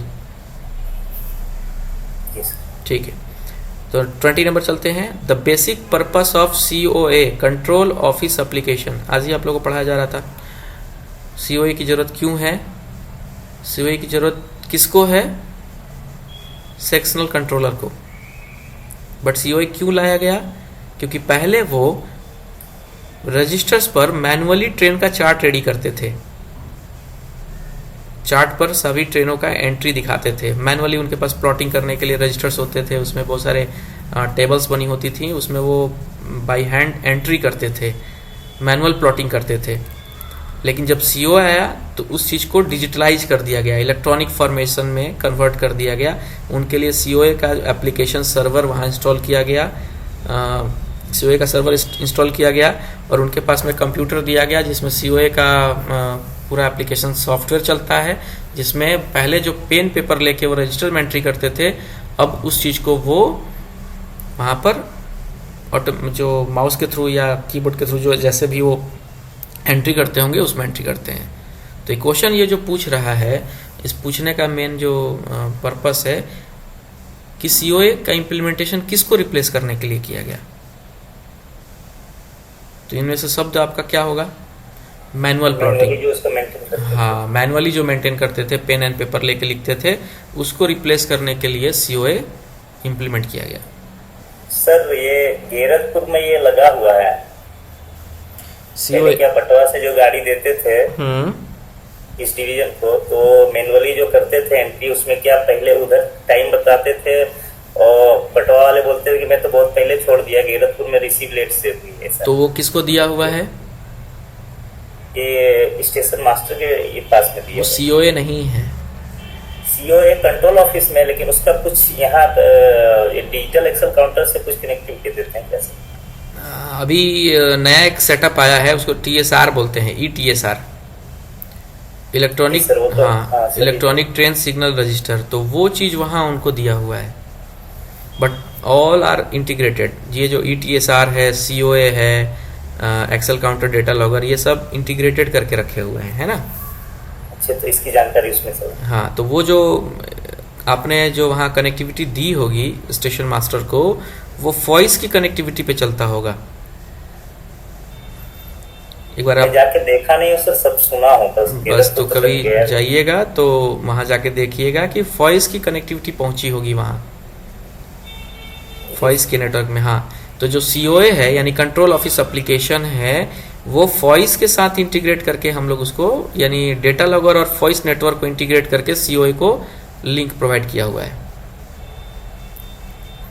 तो इसी हाँ फॉइस का एक पार्ट है सर, फॉइस का ही पार्ट है, फॉइस वाले नेटवर्क में ही इसको इंटीग्रेट किया गया है ताकि इसी से हम लोग हाँ ETSR को भी जोड़ दें, फिर NTS को भी जोड़ दें, सब इसी से जुड़े हुए हैं। मतलब CMS वगैरह जो भी है सर इसी में है सर, CMS या फिर अपना जो ये है वो तो फॉइस में ही है ना, तो फॉइस में ही COA भी है। हाँ COA सर, हाँ COA भी है। जैसे कैसे हम लोग रेलनेट इस्तेमाल करते हैं तो उसमें E-ऑफिस भी है, टेंडरिंग भी हो रही है आजकल, फिर उसके बाद बहुत सारे आपके E-कार्मिक वाली सर्विसेज भी चल रही हैं, बहुत सारी सर्विसेज है, iPass चल रहा है, सब कुछ चल रहा है ना उसमें। तो इसी तरीके के यहाँ पे भी बहुत सारी सर्विसेज है फॉइस में, जिसमें से एक सर्विस COA है जिसको लाया ही गया था ये जो मेन पेन एंड पेपर जो कल्चर था पहले, उसको रिप्लेस करने के लिए। ठीक है, ओके 21 नवंबर चलते हैं। ये है which topology requires a multi point connection. ये क्वेश्चन जो है ना, आपको हो सकता है कहीं कहीं अलग अलग आंसर मिले, बट जो हमें बेटर आंसर लगा वो मेश टोपोलॉजी है, जिसमें एक नोड अलग अलग बहुत सारे डिफरेंट नोड से डायरेक्टली कनेक्टेड होता है ना। तो मेश टोपोलॉजी में मल्टी पॉइंट कनेक्टिविटी इंश्योर की जाती है, क्योंकि मेश में कभी भी एक नोड एक किसी दूसरे नोड से सिर्फ अकेले कनेक्ट नहीं हो सकता है, उसको बाकी दूसरे सभी नोड से कनेक्ट होने की ज़रूरत पड़ती है। आप लोगों ने अगर ढंग से UTN के जो 5 हमारे सर्वर लोकेशन हैं, सिकंदराबाद, दिल्ली, मुंबई, चेन्नई, कोलकाता, सबको अगर ध्यान से देखा होगा तो सभी नोड बाकी सभी नोड से कनेक्टेड हैं। मतलब जो अगर दिल्ली वाला है तो बाकी 4 से कनेक्टेड है। तो वो टोपोलॉजी कौन सी है? मेश टोपोलॉजी तो है वो। हाँ, तो यहाँ पर हम लोग मेश टोपोलॉजी को रखेंगे मल्टी पॉइंट कनेक्टिविटी के लिए। बट हमने देखा ये डिस्प्यूटेड क्वेश्चन है, बहुत जगह पर आंसर में बस टोपोलॉजी भी दिया हुआ है, बहुत जगह पर स्टार भी दिया हुआ है ना। हाँ, बस भी दिया हुआ है, कहीं कहीं स्टार भी दिया हुआ है, तो ये थोड़ा सा डिस्प्यूटेड क्वेश्चन है ना। और चलिए नेक्स्ट है 22 number, which refers to the physical और logical arrangement of a network. ये जो 4 ऑप्शन दिए गए हैं, इसमें से कौन फिजिकल और लॉजिकल अरेंजमेंट बताता है किसी भी नेटवर्क का। अब फिजिकल और लॉजिकल अरेंजमेंट का मतलब ये होता है कि फिजिकल अरेंजमेंट किसको बोलेंगे, मतलब एक नोड यहाँ है, दूसरा नोड वहाँ है, तो वो दोनों नोड आपस में कैसे जुड़े हुए हैं, क्या वो रिंग टोपोलॉजी में जुड़े हैं, कि बस टोपोलॉजी में जुड़े हैं, कि वो मेश में जुड़े हैं, कि स्टार में जुड़े हैं, ट्री टोपोलॉजी में जुड़े हैं, कि हाइब्रिड टोपोलॉजी में जुड़े हुए हैं। तो ये जो अरेंजमेंट है सभी नोड्स को जोड़ने का, जो फिजिकल अरेंजमेंट है, इसको हम लोग इंटरकनेक्शन जो मेथड है उसको हम लोग टोपोलॉजी कहते हैं। मतलब नोड्स को जोड़ने का जो मेथड है, इंटरकनेक्शन मेथड है, उस मेथड को हम लोग टोपोलॉजी कहते हैं, जिसका उपयोग करके हम लोगों ने नेटवर्क को बिल्डअप किया है। ठीक है, तो यहाँ पर टोपोलॉजी शब्द सही शब्द है। टोपोलॉजी इसी चीज़ को बताता है कि कौन से नोड यानी 10, 20, 50 नोड जो हैं वो किस तरीके से फिजिकली कनेक्टेड किए गए हैं, कैसा कनेक्टेड करके नेटवर्क को बिल्डअप किया गया है, अरेंज किया गया है। ठीक है, व्हाट इज ISDN? ये तो सिंपल है, आप सब लोगों को पता होगा, integrated services for digital network. तो बस थोड़ा सा शब्दों का हेरफेर किया गया है इनके ऑप्शंस में।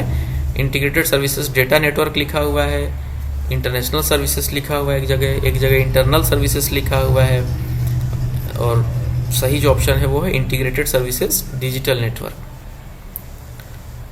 24 नंबर है, ये 16 बीट रजिस्टर्स का इस्तेमाल होता है मेमोरी में, तो उसके हिसाब से जो 2 to the power 16 जब हम करते हैं तो 65,536 जो है संख्या निकल के आती है। 2 to the power 16 equals to 65,536। तो ये जो टिपिकल माइक्रो कंप्यूटर है वहाँ पर हम लोग 16 बिट रजिस्टर्स इस्तेमाल करते हैं मेमोरी के लिए, तो इस वजह से ये संख्या निकल के आई है। तो ये एक तरह से मेमोराइज करने वाला क्वेश्चन है कि हम इसको याद रखें बस। ये दो लॉजिक गेट से क्वेश्चन है 25 नंबर 26 नंबर। इन्हें नॉर गेट, नॉर गेट में क्या होता है, पहले तो और गेट समझिए कि और गेट क्या होता है। नैंड और नॉर पे भी एक क्वेश्चन आता है कि नैंड और नॉर गेट को यूनिवर्सल गेट कहते हैं, है ना। ये कहीं आप लोग नोट करके रखिए कि NAND and NOR gates are universal gates, इस पर भी सवाल आता है ना। अब एंड का जो एंड के साथ में जब नॉट लग जाता है तो नैंड बनता है, और के साथ जब नॉट लग जाता है तो नॉर बनता है। तो नॉर का एक लॉजिक यानी बुलियन लॉजिक टेबल है।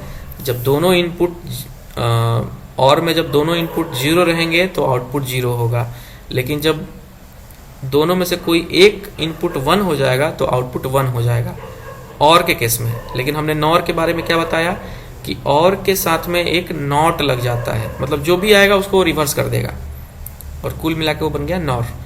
तो जब नॉर होता है उसमें जब 0 0 होगा इनपुट तो आउटपुट 1 होगा यानी हाई होगा, है ना। जब 0 1 होगा तो आउटपुट 0 हो जाएगा। कोई भी एक 1 हो गया इनपुट तो आउटपुट 0 हो जाएगा। हाई आउटपुट तभी मिलेगा नॉर में जब दोनों ही इनपुट या जो भी 3 इनपुट या 4 इनपुट जो भी जिसके ऊपर भी हम काम कर रहे हैं वो सभी इनपुट्स 0 हो। तो 0 रहेंगे तो ही वो 1 बनेगा। ये बुलियन फंक्शन है। तो थोड़ा सा इसको आप पेन एंड पेपर पे लेके जब बैठ के करेंगे या बुलियन चार्ट देखेंगे तो आपको ये क्वेश्चन क्लियर होगा कि नॉर जो होता है वो और प्लस नॉट होता है, और के साथ में नॉट लगा रहता है। तो और में क्या होता है कि जब भी कोई एक इनपुट 1 रहेगा तो आउटपुट 1 रहेगा, जब दोनों 0 रहेंगे तो आउटपुट 0 रहेगा। लेकिन नॉट लग गया ना तो 0 आएगा, नॉट लग गया 1 बन जाता है। तो इसको चार्ट अब थोड़ा सा हम यहाँ ड्रॉ नहीं कर पा रहे हैं, लेकिन ड्रॉ करेंगे तो आपको समझ में आएगा, या नेट पर सर्च करके मैं आपको एक बुलियन चार्ट भेज दूंगा, उसमें आप देख लेना नैंड एंड नॉर का, है ना। तो OR gate, AND gate, NOR gate, NAND gate, XOR gate, XNOR gate, फिर नॉट गेट, यूनिवर्स, वो सब चीज़ें चार्ट है उसका। उस चार्ट में आप 0 1 0 1 करके रखोगे तो उसका करस्पॉन्डिंग आउटपुट आपको पता चलेगा। तो यहाँ इस 25 नंबर क्वेश्चन में इनपुट अगर हम सबको 0 करेंगे तो ही आउटपुट हाई आएगा यानी 1 आएगा। इसलिए यहाँ पे ए ऑप्शन को टिक लगा हुआ है कि सभी इनपुट लो होंगे यानी 0 0 होंगे तब भी वो हाई आउटपुट देगा, क्योंकि और के बाद नॉट लग गया है इसलिए वो नॉर बन गया है। नैंड वाले में क्या होता है, मल्टीप्लिकेशन होता है, एंडिंग ऑपरेशन होता है। तो इसमें 0 0 रहेगा तो वैल्यू 0 आएगी, लेकिन नॉट लग गया, एंड के बाद नॉट लग गया इसलिए नैंड बना है। तो जब 0 0 रहेगा उसका वैल्यू 0 होगा, उसमें नॉट लगा देंगे तो 1 बन जाएगा, यानी इन्वर्टर लगा हुआ है ना। तो इन्वर्टर को हम लोग नॉट बोलते हैं, इन्वर्ट कर देता है, मतलब 1 रहेगा तो 0 कर देगा, 1 रहेगा तो 0 कर देगा। तो ऐसे करके ये जो एंड गेट है ना उसमें हम जब एक नॉट गेट लगा देंगे यानी इन्वर्टर लगा देंगे तो वो नैंड बन जाता है। ये यही चीज़ को इसमें पूछा गया है 26 नंबर क्वेश्चन में। और में जब हम लोग इन्वर्टर लगा देंगे तो नॉर बन जाएगा, और में एक नॉट लगा देंगे या इन्वर्टर लगा देंगे तो नॉर बन जाता है, और एंड में जब हम लोग इन्वर्टर लगा देते हैं या नॉट गेट लगा देते हैं तो नैंड बन जाता है। ठीक है, चलो ये क्वेश्चन आप लोग अक्सर बैटरी वगैरह मैनेज करते हैं तो बताइए कि फ्लोट चार्ज वोल्टेज एडजस्टेड पर सेल, कौन सा इसमें सही आंसर है। फ्लोट चार्जिंग मोड में अगर हम एसएमआर चार्जर को सेट करना होता है तो वोल्टेज पर सेल कितना लेके चलते हैं। 2.15 से 2.25 ऐसा आता है सर। हाँ, तो अभी तक पढ़े, लेकिन इसमें 4 ऑप्शन में से तो यहाँ पे 2.15 नहीं दिया हुआ है। ठीक है, तो जो रेंज है वो 2.15 से लेकर 2.3 तक चलता है। ठीक है, तो हाँ, यहाँ पे चूंकि 2.3 नहीं दिया हुआ है, 2.36 दिया हुआ है, हायर साइड पे जा रहा है, 2.25 भी नहीं दिया हुआ है, मिनिमम वाला तो दिया हुआ। अब देखो इसमें तो ना हम लोग पहले कन्वेंशनल मेथड इस्तेमाल करते थे, कन्वेंशनल बैटरीज इस्तेमाल करते थे, कन्वेंशनल मेथड फ्लोट चार्जिंग का, तो वहाँ पे 2.15 ही करते थे। जब से ये फ्लोट आने लगे हैं तब से हम लोग जो वोल्टेज है वो ये रेंज में सेट करने लगे, फिर 2.25 भी सेट करने लगे हैं, है ना। तो ये 2.15 चूंकि नहीं दिया हुआ है तो यहाँ पे हम लोग 2.16 वाले को ले सकते हैं, बट ये क्वेश्चन क्लियर नहीं है ना, जिन्होंने भी पूछा है। तो ये 2.15 सही आंसर होना चाहिए। 2.3 तक तो चलता है, 2.36 तो ज़्यादा ही हो गया, 2.25 होता तो वो ज़्यादा परफेक्ट आंसर होता। बट चूंकि हम लोग सर इसमें ए और सी जैसे सॉरी 2.8 का सर, अगर यहाँ पे अगर ये रहता 2.53 हाँ रहता सर 2.2 रहता तो चलता, 2.3 रहता तो भी चलता, बट वो क्वेश्चन जो है ना थोड़ा सा अधूरा है, मतलब मेरे हिसाब से इसमें अधूरा क्वेश्चन है कि फ्लोट चार्ज वोल्टेज एडजस्टेड पर सेल तो दिया हुआ है, हाँ फ्लोट चार्ज वोल्टेज एडजस्टेड पर सेल तो लिखा हुआ है, but which case LMLA battery के लिए या वर्ला बैटरीज के केसेस में, तो हाँ फिर चार्जर जो है वो हमारा SMR चार्जर है या कौन सा चार्जर है, तो बट ठीक है हम लोग रेंज लेके चलेंगे, 2.15 से 2.3 का जो रेंज है वो लेके चलेंगे। तो मिनिमम वैल्यू हमारी 2.16 है यहाँ पे, तो इस वजह से आप इसको अगर करें तो चलेगा। चलिए आगे बढ़ते हैं। 28 number, identify the class of IP address 191.1.2.3। ठीक है, identify the class of IP address. अब हमने 5 तरह के क्लासेस देखे हैं। इस चार्ट को अगर आपको थोड़ा सा याद रखना पड़ेगा कि जो क्लास A IP होती है वो 0 से 127.255.255 होता है। तो अगर आप ऐसे याद रखना चाहते हो कि 0 से 127 तक का जो रेंज है वो क्लास A होता है, 128 से 191 तक का जो रेंज है ना, 91 तक का जो रेंज है वो क्लास B है, और 192 से 223 तक का जो रेंज है वो क्लास C है, 224 से 239 तक का जो रेंज है वो क्लास D है, और 240 से 255 वाला जो रेंज है वो क्लास E है। तो इस तरीके से आपको ये पांचों रेंज थोड़े याद रखने पड़ेंगे। तो इस तरीके का जो क्वेश्चन आता है क्लास B क्लास C पूछते हैं जो, क्योंकि बहुत बार क्वेश्चन 191 करके पूछता है।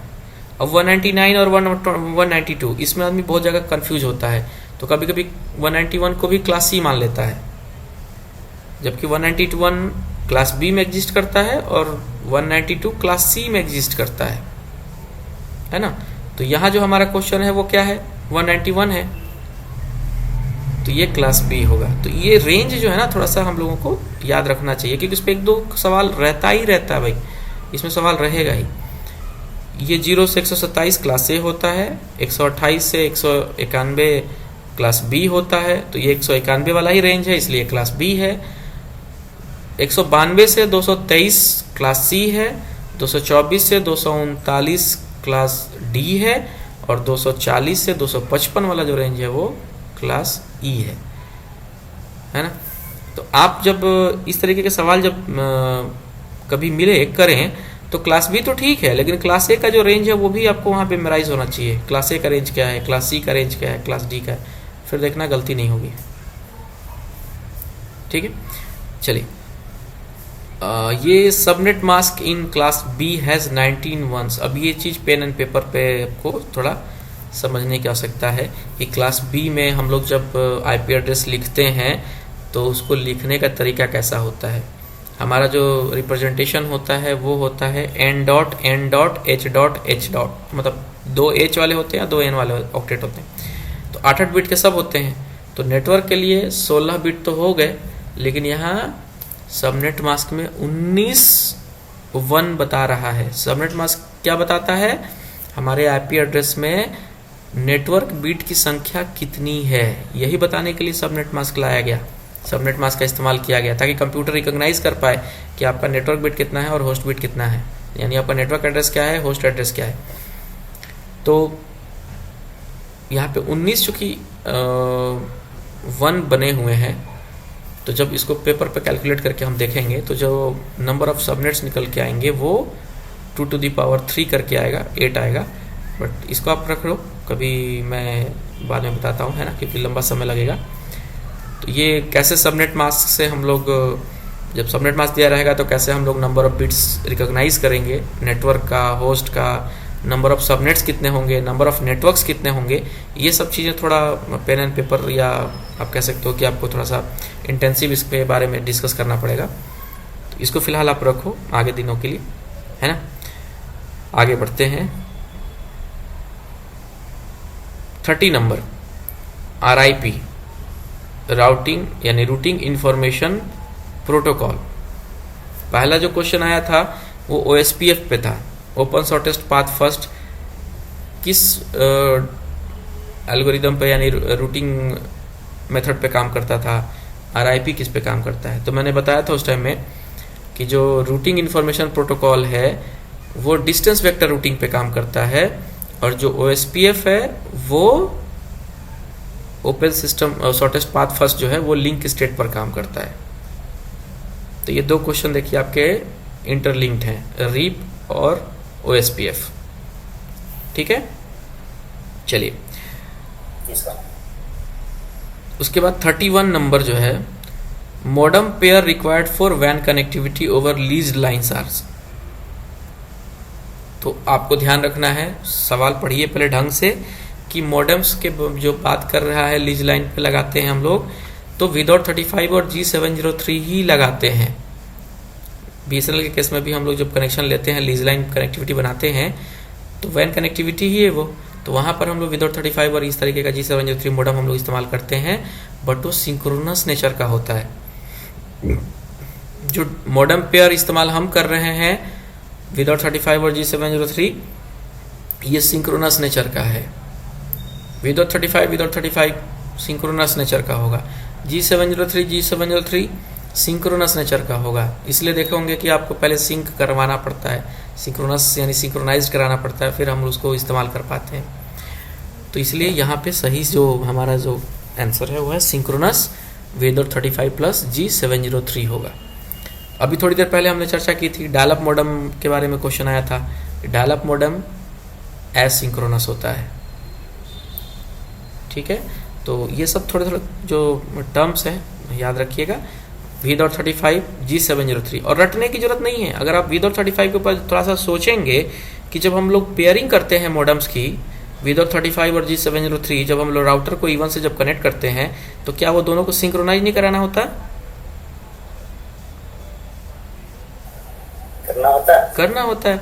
अगर आप विदाउट 35 एक तरफ लगा रहे हो और दूसरी तरफ भी विदाउट 35 लगा रहे हो तो भी सिंक्रोनाइज करना पड़ता है। हाँ, तो ये सिंक्रोनस शब्द आपको पढ़ के या मॉडम का जो टाइप दिया हुआ है उसको समझने से मतलब देखने से एक आइडिया लग जाएगा। IP version 6 address support broadcast address, multicast address दोनों को करता है या किसी को नहीं करता है, ये ऑप्शन है यहाँ पे। तो IP वर्जन 6 जो होता है वो मल्टीकास्ट एड्रेस को सपोर्ट करता है। जो IP वर्जन 4 है वो ब्रॉडकास्ट और मल्टीकास्ट दोनों को सपोर्ट करता है। आप लोग कहीं लिख के रख सकते हो कि जो IP वर्जन 4 एड्रेसिंग सिस्टम है हमारा वो ब्रॉडकास्ट और मल्टीकास्ट दोनों को सपोर्ट करता है। बाकी लोगों को भी क्लियर नहीं आ रही? नहीं, बराबर आ रही है सर। ठीक है, तो IP वर्जन 6 जो एड्रेसिंग सिस्टम है वो ब्रॉडकास्ट एड्रेस को सपोर्ट नहीं करता है। कहीं लिख के रख लो, IP वर्जन 6 एड्रेस ब्रॉडकास्ट को सपोर्ट नहीं करता है, ओनली मल्टीकास्ट एड्रेस को सपोर्ट करता है। लेकिन जो IP वर्जन 4 है वो ब्रॉडकास्ट और मल्टीकास्ट दोनों को सपोर्ट करता है। ठीक है, अब ये ब्रॉडकास्ट क्या है, मल्टीकास्ट क्या है, ये एक अलग टॉपिक है ना। तो फिलहाल आप ऑब्जेक्टिव पॉइंट ऑफ व्यू से नोट करके रख लो कि IP version 6 only support multicast address, और IP वर्जन 4 जो है वो ब्रॉडकास्ट और मल्टीकास्ट दोनों को सपोर्ट करता है। ठीक है, ये इस तरीके का एक टेबल है, मैं शेयर कर दूंगा आपको। इस पे आप देख रहे हो ध्यान से, आईपी वर्जन 6 के बारे में दिया हुआ है। इसमें कहीं ब्रॉडकास्ट का जिक्र है? नहीं सर, नहीं है। मल्टीकास्ट है, यूनिकास्ट है, मल्टीकास्ट है, एनीकास्ट है, बट नॉट ब्रॉडकास्ट। ठीक है, अब ये सेम टेबल है आईपी वर्जन 4 का। इसमें यूनिकास्ट, ब्रॉडकास्ट और मल्टीकास्ट। हाँ, तो यही चीज आपको याद रखनी है कि आईपी वर्जन 4 में ब्रॉडकास्ट एड्रेस और मल्टीकास्ट एड्रेस का इस्तेमाल होता है। आईपी वर्जन 6 में ओनली मल्टीकास्ट का इस्तेमाल होता है। ठीक है, चलिए, ये link state, link local address, ये नॉन रूटेबल है। ये भी थोड़ा सा एक हायर एंड का क्वेश्चन है, जो जनरली हम लोग इसके ऊपर ज़्यादा ध्यान नहीं रखते, बट ये link local addressing special purposes में इस्तेमाल होता है। जैसे कोई कंप्यूटर चालू होता है, जब ओएस रन करता है तो वो एक आईपी एड्रेस भी सर्च करता है, उस टाइम में उसको एक आईपी एड्रेस भी चाहिए होता है। और अगर हमने किसी डीएचसीपी सर्वर के थ्रू अपने कंप्यूटर को जोड़ रखा है या नेटवर्क के थ्रू जोड़ रखा है, या हमने कोई आईपी एड्रेस असाइन कर रखा है उसके अंदर पहले से, तो वो उसको तो एक्सेस कर लेगा। तभी तो हमारा लैन कार्ड रेडी होता है ना, तभी हमारा लैन कार्ड रेडी होगा, नेटवर्क वगैरह हमारा कंप्यूटर जो है एक्सेस देना शुरू करेगा, धीरे धीरे वो इनिशियलाइज हो जाएगा। लेकिन अगर एक सपोज एक कंडीशन ऐसी हो जाएगी कि हमारे कंप्यूटर में कोई आईपी एड्रेस भी नहीं है और डीएचसीपी मोड भी काम नहीं कर रहा है, तो जो ऑटोमेटिक एड्रेस असाइनिंग जो रिक्वायरमेंट थी उस टाइम की, वो फेल हो जाता।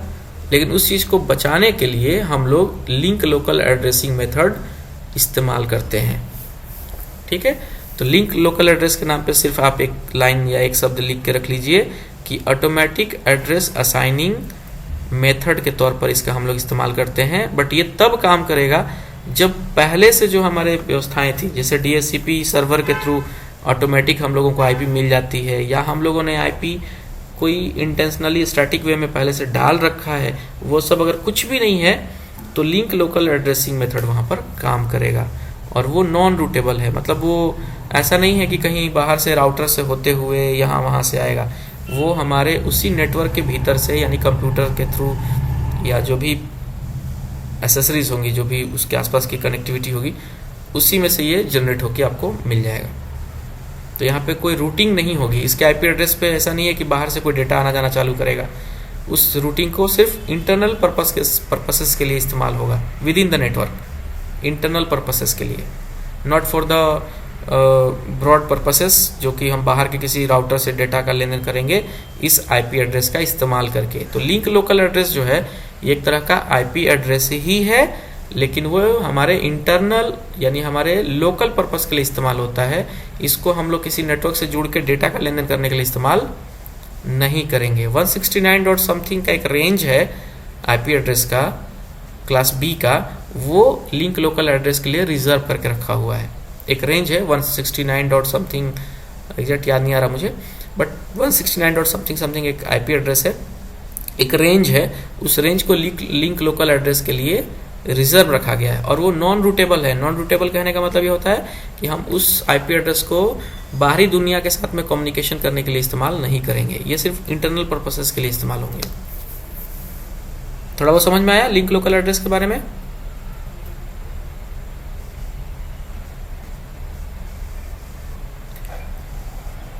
जैसे आपने ये अभी बहुत सारे ये आईपी एड्रेस देखे ना, क्लास बी के, क्लास सी के, तो ये क्लास बी वाला जो 128 से 191 के बीच में चलता है, इसी में से एक रेंज है 169 वाला, एक लिमिटेड रेंज है जो लिंक लोकल एड्रेस के लिए रिजर्व करके रखा गया है। मतलब ये आईपी एड्रेस ही है, link local address IP address ही है जो किसी खास पर्पस के लिए रिजर्व करके रखा गया है और उसकी जरूरत ऑटोमेटिक एड्रेस असाइनिंग करने के लिए रखी गई है। लेकिन वो ऑटोमेटिक एड्रेस असाइनिंग की नौबत तब आएगी जब हमारा डीएचसीपी वाला जो पूरा सेटअप है पहले से जो करके रखा था वो काम नहीं कर रहा है, या नेटवर्क के थ्रू कोई उसको डीएचसीपी के थ्रू कोई आईपी एड्रेस नहीं मिल रही है, या हमने कोई उसमें आईपी एड्रेस पहले से जो डाल रखा है वो काम सही से नहीं कर रहा है।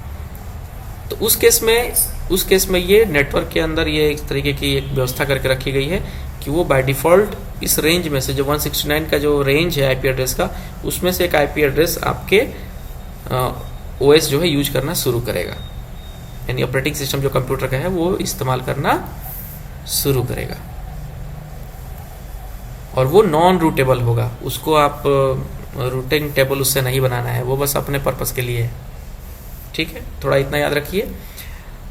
34 नंबर जो है आईपी वर्जन 6 माइग्रेशन। अभी आप लोगों ने सुना होगा कि हम लोग जो आईपी वर्जन 4 वाला जो आईपी एड्रेसिंग सिस्टम इस्तेमाल करते थे कंप्यूटर में, अब हम लोग आईपी वर्जन 6 के एड्रेस इस्तेमाल करने लगे हैं, या हमारे कंप्यूटर में वो चीज़ें इनेबल करके रखी गई हैं। हमारे बहुत सारे सर्वर जो हैं वो आईपी वर्जन 6 के आईपी एड्रेस पे चलने लगे हैं। तो एक मेथड है डुअल, उसको बोलते हैं डुअल स्टैकिंग। डुअल स्टैकिंग मतलब जिसमें आईपी वर्जन 4 के भी आईपी एड्रेस का इस्तेमाल किया जाए और आईपी वर्जन 6 के आईपी एड्रेस का भी इस्तेमाल किया जाए, यानी दोनों वर्जन के आईपी एड्रेसेस को हम लोग जब इस्तेमाल करेंगे, दोनों अप्रोचेज को इस्तेमाल करेंगे, तो ये जो मेथड है उसको हम लोग डुअल स्टैकिंग मेथड बोलते हैं। तो ये सवाल उसी के संदर्भ में पूछा हुआ है कि IP6 माइग्रेशन मतलब पहले हम लोग 4 में चलते थे, अब 4 की जगह पे हम लोगों के कंप्यूटर में या सर्वर को जो आईपी एड्रेस दी जा रही है वो आईपी वर्जन 6 की दी जा रही है, 128 बिट वाला। तो वहाँ पर डुअल स्टैकिंग अप्रोच हम लोग इस्तेमाल कर रहे हैं, यानी हमारे कंप्यूटर में अगर आईपी वर्जन 4 डाला होगा तो भी चलेगा, अगर 6 डाला होगा तो भी चलेगा। तो उस हिसाब से यहाँ पर यह स्टेटमेंट ट्रू है। ठीक है जी सर। तो ऐसा करते हैं, आज बहुत लंबा नहीं रखते हैं इसको, है ना।